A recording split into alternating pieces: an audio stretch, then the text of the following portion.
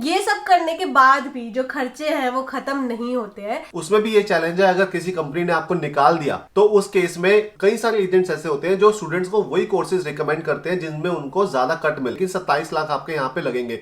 Hello guys, welcome back to our channel हम तुम in England. मैं हूँ अभी और मैं हूँ गौरव। तो यार हमने बहुत सारी वीडियोस बनाई है कि यूके में कैसे सेटल होना है, क्या क्या ऑप्शंस होते हैं, क्या क्या रूट्स होते हैं, और हम खुद यूके में काफी टाइम से रह रहे हैं। बट आज की जो वीडियो होने वाली है ना, वो होने वाली है बहुत ज्यादा important. We want to give you some insights of harsh reality of settling in UK, कि क्या क्या चीजों से गुजरना पड़ता है, क्या क्या चीजें, क्या क्या डिफिकल्ट रूट्स है, कितना टाइम लगता है, कितना एक्सपेंसिव है। तो हम एक वीडियो में ये सारी जो प्रॉब्लम्स है, जो इश्यूज है, जो हार्श रियलिटी है, वो कवर करना चाह रहे थे। और जैसे कि आपको पता है कि यूके में सेटल होने का लंबा प्रोसेस होता है। अभी को 8 साल लग गए यहाँ पे सेटल होने में और मुझे 5 साल लग गए। तो आज इस वीडियो में हम बात करने वाले हैं the harsh reality of what it takes to become a UK resident. तो स्टार्ट करते हैं आज की वीडियो।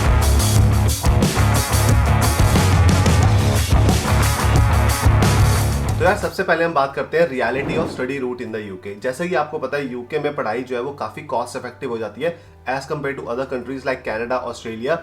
क्योंकि यूके में जो मास्टर्स है वो 1 साल की है। तो जो भी मास्टर्स करना चाहता है वो ट्राई करता है कि यार यूके चले जाते हैं, चलो 1 साल की मास्टर्स है, 2 साल स्पेंड नहीं करने पड़ेंगे और यहाँ पे मतलब स्कॉलरशिप वगैरह भी थोड़ी बहुत मिल जाती है आपको।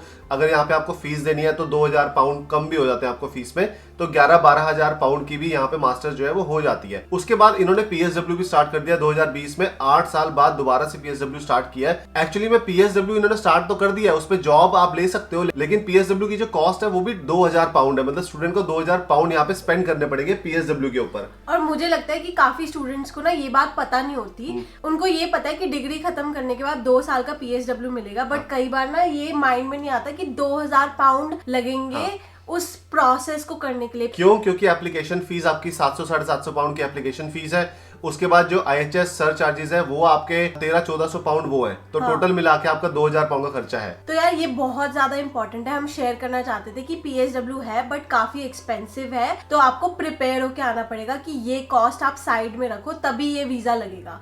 और उसकी और भी रिक्वायरमेंट्स है कि आपको अपनी डिग्री कंप्लीट करनी है टाइम पे। तो अब बात करते हैं कि reality of finding A rated sponsored job in UK. तो जैसे कि हमने अभी स्टूडेंट वीजा के बारे में बात किया, तो स्टूडेंट वाला टाइम और पीएसडब्ल्यू वाला टाइम जो है वो आपकी रेजिडेंसी में काउंट नहीं होता है। अगर आपको यहाँ पे सेटल होना है, रेजिडेंट बनना है, तो आपको एक स्किल्ड वर्कर रूट लेना होता है जिसपे आप 5 साल रहते हो स्किल्ड वर्कर वीजा पे, और फिर आपको रेजिडेंसी मिलती है। इवन आफ्टर पीएसडब्ल्यू लोगों को जो स्पॉन्सर्ड जॉब है वो नहीं मिल पा रही।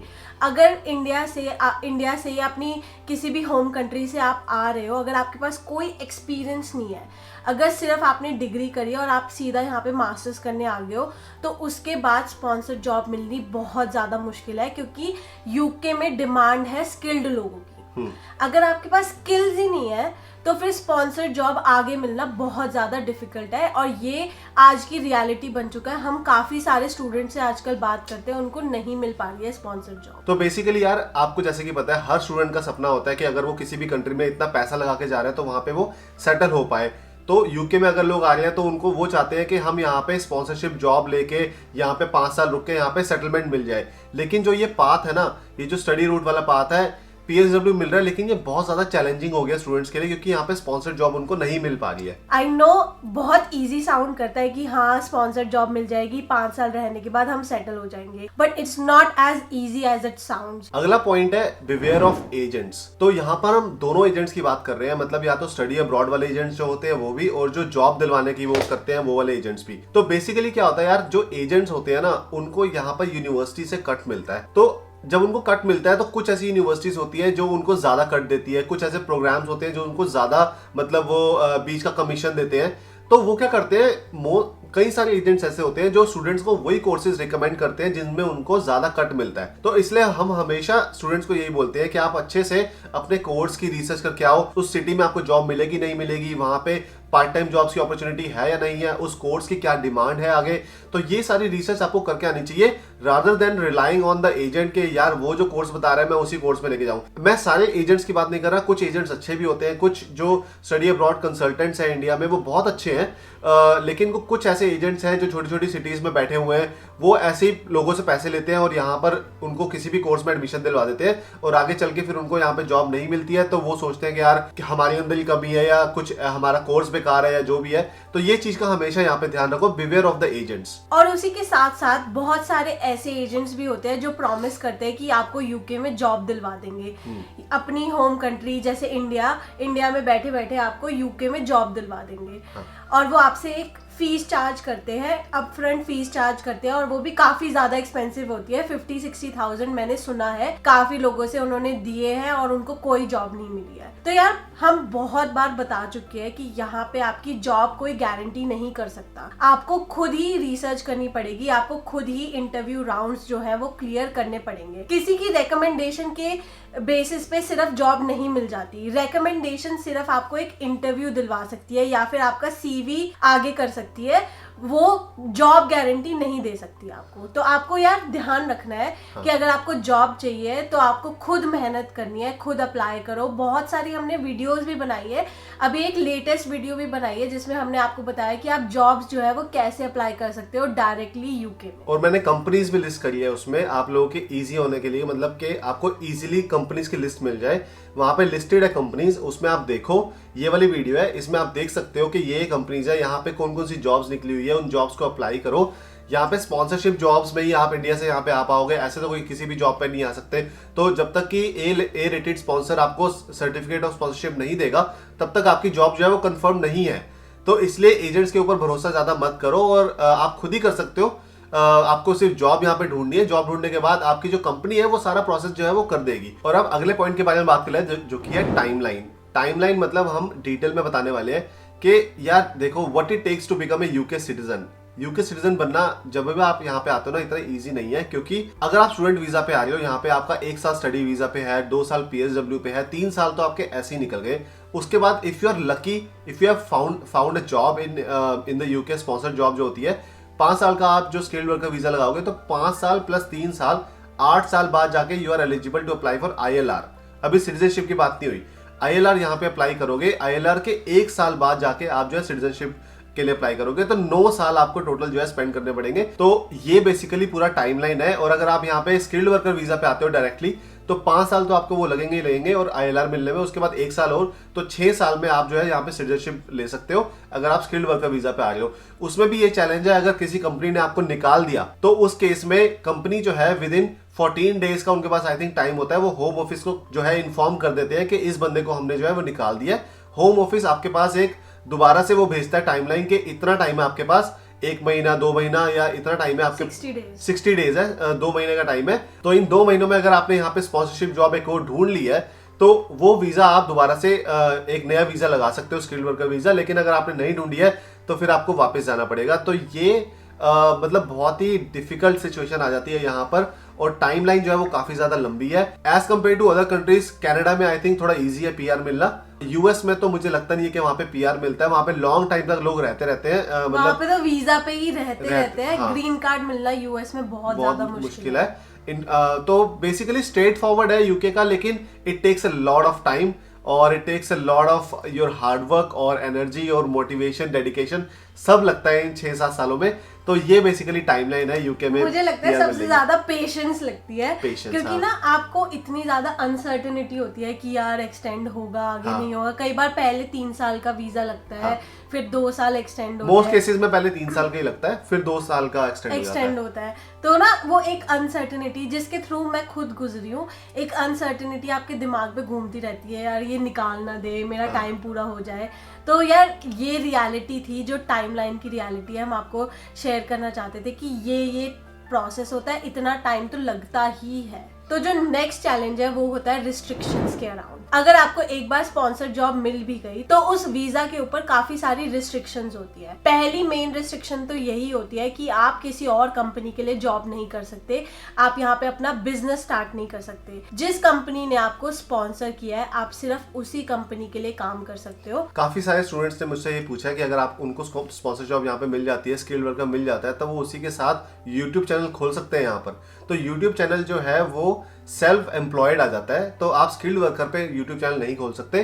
अगर आपके साथ डिपेंडेंट है कोई तो वो डिपेंडेंट जो है वो खोल सकता है, उनके नाम पे खोल सकते हो, लेकिन आप अपने नाम पे कोई भी सेल्फ एम्प्लॉयमेंट नहीं कर सकते हो स्किल्ड वर्कर के ऊपर। कोई भी सेल्फ एम्प्लॉयमेंट, कोई भी बिजनेस, किसी भी तरह की एक्स्ट्रा इनकम हाँ। आपके पास नहीं आनी चाहिए। सिर्फ जो स्पॉन्सर जॉब से आपको सैलरी आ रही है सिर्फ वो ही आनी चाहिए। और 5 साल तक ये रिस्ट्रिक्शन होती है कि आप उसी जो कंपनी आपको स्पॉन्सर कर रही है आप उसी के लिए काम कर सकते हो। सेकेंडली रिस्ट्रिक्शंस होती है कि कुछ सैलरी रिक्वायरमेंट्स होती है। अगर आपकी वो सैलरी रिक्वायरमेंट्स मीट नहीं करेगी, लाइक फॉर एग्जांपल आपका 3 साल का वीजा है और आपका नेक्स्ट जो है वो एक्सटेंशन होनी है 2 साल की, तो उसमें क्या है सैलरी रिक्वायरमेंट्स अपडेट होती रहती है। अगर आप जब एक्सटेंशन के टाइम पे अगर आपकी सैलरी रिक्वायरमेंट मीट नहीं कर रही तो वो आपका वीजा जो है वो रिजेक्ट भी हो सकता है। तो आपको मेक श्योर करना है, रिसर्च करनी है कि आपकी जो सैलरी रिक्वायरमेंट है वो फुलफिल हो रही है एक्सटेंशन के टाइम पे। यस। तो लास्ट पॉइंट है एक्सपेंसिव। पीआर का जो प्रोसेस है यहाँ पे बहुत ही ज्यादा एक्सपेंसिव हो जाता है, खासकर स्टूडेंट्स के लिए। जब भी वहाँ पे आते हैं तो उनको सबसे पहले यूनिवर्सिटी की फीस देनी पड़ती है, मतलब 12-13 लाख तो वही हो गई, ट्यूशन फीस हो गई। उसके बाद उनको यहाँ पे लिविंग कॉस्ट देना पड़ता है। लिविंग कॉस्ट भी कम से कम नहीं तो 8 लाख, आप 8 से 9 लाख आप साल का मान के चलो, तो 12 और 8 कितने हो गए, 20 लाख तो यही हो गए मिनिमम कह रहा हूं मैं। और इसी के साथ एप्लीकेशन फीस हो गई, IHS फीस हो गई, तो 20-25 लाख जो है आपके स्टार्टिंग में लग ही जाएंगे ऐसे ही। उसके बाद आप यहाँ पे PSW अप्लाई करोगे तो 2 लाख रुपए, 2000 पाउंड उसके भी लगेंगे, तो 25 के बाद 27 लाख हो गए। अब 27 लाख में आपने चलो ठीक है बीच में जॉब करी या आपने जो PSW के टाइम पे जो खर्चा करना है वो अपना खुद निकाल लिया जॉब करते करते, तो वहां पे थोड़ा कवर हो जाता है, लेकिन 27 लाख आपके यहाँ पे लगेंगे। उसके बाद जब आप यहाँ पे स्किल्ड वर्कर वीजा वाले लगवाओगे, मतलब स्पॉन्सर्ड जॉब आपको मिलेगी यहाँ पे, अगर आप लकी हुए तो कंपनी जो है वो खुद पैसे दे देगी आपकी IHS के और एप्लीकेशन फीस के। But if you are unlucky वो भी आपको खुद देने पड़ेंगे। उस केस में 3 साल के देने पड़ते हैं, 3 साल के IHS फीस और एप्लीकेशन फीस, तो काफी ज्यादा पड़ जाता है यार, बहुत ही महंगा चक्कर पड़ जाता है। 5 साल तक अगर आप यहाँ पे वो करते रहोगे तो 3 साल की पैसे दोगे पहले, फिर 2 साल एक्सटेंशन जो करवाओगे उसके पैसे दोगे, यहाँ पे IHS फीस दोगे। पहले IHS बहुत कम होती थी, फिर उन्होंने डबल करके बहुत ही ज्यादा महंगी हो गई अब IHS फीस। तो ये सीन है यहाँ पे, मतलब बहुत ही ज्यादा एक्सपेंसिव पड़ जाता है यूके में PR लेना। और अगर आप स्किल्ड वर्कर पे आ रहे हो यहाँ पे या फिर आपके साथ फैमिली है तो बहुत ही ज्यादा महंगा पड़ जाएगा, क्योंकि डिपेंडेंट के खर्चे अलग है, स्पाउस का खर्चा अलग है, किड्स का भी खर्चा अलग है, तो दोनों के यहाँ पे एप्लीकेशन फीस भी लगेगी अलग अलग, IHS फीस भी लगेगी अलग अलग। और अगर 3 साल का एक्सटेंशन करवाओगे तो 3 साल का स्पाउस का भी लगेगा और 3 साल का किड्स का भी लगेगा, तो ट्रिपल पैसे आपको यहाँ पे देने पड़ सकते हैं। तो सोच सकते हो आपका खर्चा जो है वो कहाँ तक पहुंच जाएगा, कितने लाखों रुपए लग जाएंगे। तो यार हमने भी खुद पैसे पे किए हैं। मैं अनलकी में थी कि मेरे को खुद पैसे देने पड़े थे सारे, अपनी एप्लीकेशन फी, IHS फी जब मैंने भरी थी उस टाइम पे इतनी ज्यादा नहीं थी, अब तो बहुत ज्यादा हो चुकी है। ये सब करने के बाद भी जो खर्चे हैं वो खत्म नहीं होते हैं। अगर आपको यहाँ पे ILR लेनी है, अगर आपकी कंपनी ने स्पॉन्सर भी किया है तो जब आपको ILR लेनी होती है वो आपको खुद ही पे करने होते हैं, क्योंकि कंपनी तब ILR के पैसे नहीं देगी। क्योंकि ILR के बाद तो आप फ्री हो जाओगे ना, उड़ता पंछी बन जाओगे। तो आप तो कोई भी जॉब ले सकते हो, तो इसलिए कंपनी, मुझे लगता नहीं है कोई भी कंपनी यहाँ पे करती है। यहाँ पे हमने कभी नहीं सुना कि कंपनी जो है वो ILR के पैसे दे रही है, क्योंकि that is for you. ILR जो है वो आपके लिए है, आप यहाँ पे परमानेंट रेजिडेंट बनना चाहते हो, तो ILR के पैसे भी अराउंड 2400 पाउंड्स होते हैं एक बंदे के। तो अगर आपकी फैमिली है तो आप सोच सकते हो कि 2400 इंटू जितने भी आपके फैमिली मेंबर्स हैं तो वो पैसे देने पड़ते हैं। उसके बाद भी जो खर्चे हैं वो खत्म नहीं हुए अभी भी। अगर आपको यहाँ पे सिटीजनशिप लेनी है तो फिर से 1400 पाउंड आपको देने पड़ेंगे पासपोर्ट के और सेरेमनी के। तो ओवरऑल यार बहुत ज्यादा पैसे लगते हैं, हमने दिए हैं, बहुत ज्यादा खर्चा होता है। तो यार हो जाता है, ये रियलिटी है। हम आपको एक साथ बताना चाहते थे कि ये इतना पैसा लग जाता है, तो आपको रेडी होके आना है कि आप इतना पैसा खर्चने के लिए रेडी हो या नहीं। मतलब जब तक आपको PR नहीं मिलती, सिटीजनशिप नहीं मिलती, जो भी आप सेविंग कर रहे हो ना वो सारी सेविंग जो है आपके वीजास में जाने वाली है। तो यही है यार, ये this is the harsh reality of what it takes to become a UK resident.